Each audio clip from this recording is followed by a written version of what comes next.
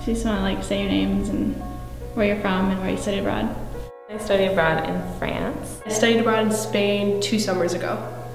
And this last December, I just studied abroad in Australia. I studied abroad in China. I studied abroad in Italy. I think to me it means just getting outside of your own little bubble. I often look at people from different countries without truly understanding, but when you study abroad, you understand why people act the way they do and how it really isn't so different from how we behave here.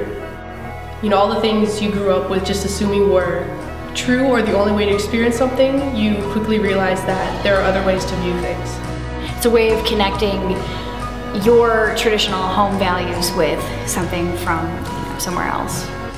You kind of enter a club with other people who have shared your experience, and even if it isn't in the same country, you instantly have something in common with them. Yeah, because you know what it's like to be in a different country and like all this new stuff around you, and I don't know, maybe you don't speak the language. I didn't really speak any French when I went to France. I don't speak any Chinese. Again, we'd be teaching Spanish, so when I'm in the classroom, someone can ask, how would you say this? And I can say, well, your book says this, so this would be this dialect in this region, but when I was in Spain, they would say it like this.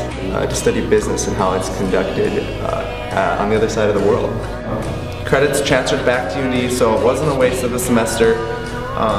Professionally, I became more outgoing and I learned how to deal with different cultures, and hopefully that will benefit me in the future. And personally, I found myself while I was studying abroad. I went there all alone, and I know that sounds cliche, but you really do learn so much about yourself when you're studying abroad. Everything's just going to be different, and I think if you're going to study abroad, you just really need to embrace that. Don't be afraid to leave that part of your life behind so that you can just enjoy the beauty of where you're at. Just don't be nervous to do it. Like, you're obviously already in the process of wanting to study abroad, and if you're thinking about it, I 100% say just do it.